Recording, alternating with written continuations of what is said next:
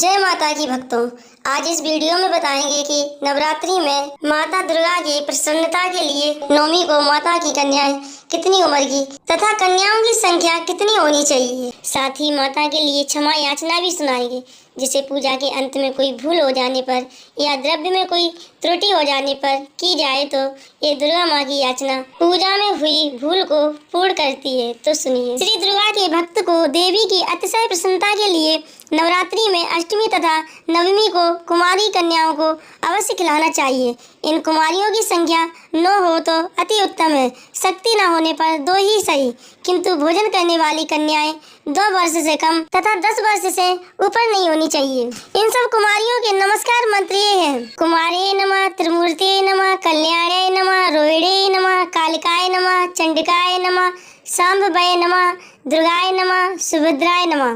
कुमारियों में हीनांगी, अधिकांगी, कुरूप नहीं होना चाहिए। पूजन करने के बाद जब कुमारी देवी भोजन कर ले तो उनसे अपने सिर पर अक्षत छुड़वाएं और उन्हें दक्षिणा दें।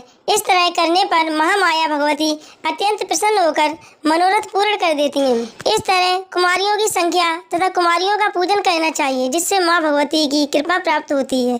अब सुनाते हैं माता दुर्गा की क्षमा याचना।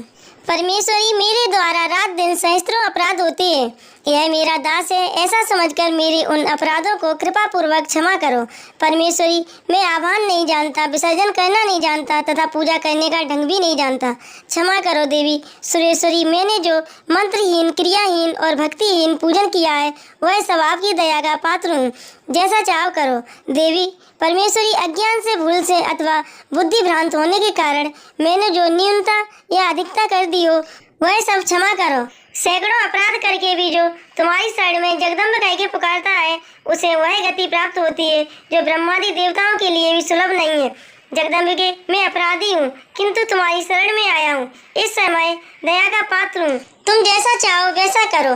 देवी परमेश्वरी, अज्ञान से, भूल से अथवा बुद्धि भ्रांत होने के कारण मैंने जो न्यूनता या अधिकता कर दी हो वह सब क्षमा करो। प्रसन्न हो। सच्चिदानंद स्वरूपा परमेश्वरी, जगत माता कामेश्वरी, तुम प्रेम पूर्वक यह पूजा स्वीकार करो और मुझ पर प्रसन्न रहो। देवी सुरेश्वरी, तुम गोपनीय से भी गोपनीय वस्तु की रक्षा करने वाली हो। मेरे निवेदन किए हुए इस जप को ग्रहण करो। तुम्हारी कृपा से मुझे सिद्धि प्राप्त हो। माता दुर्गा की यह याचना पूजा में हुई त्रुटि या उनके लिए हुई गलती को सुधार कर पूजा पूर्ण करती है। माता की पूजा में, चाहे वह प्रतिदिन की पूजा हो या फिर नवरात्रि की, इस स्तुति को पूजा के अंत में सुनने से माता भगवती अपराधों को क्षमा कर प्रसन्न हो जाती हैं। तो बोलिए माँ दुर्गा की जय। जय शेरा वाली मैया की जय।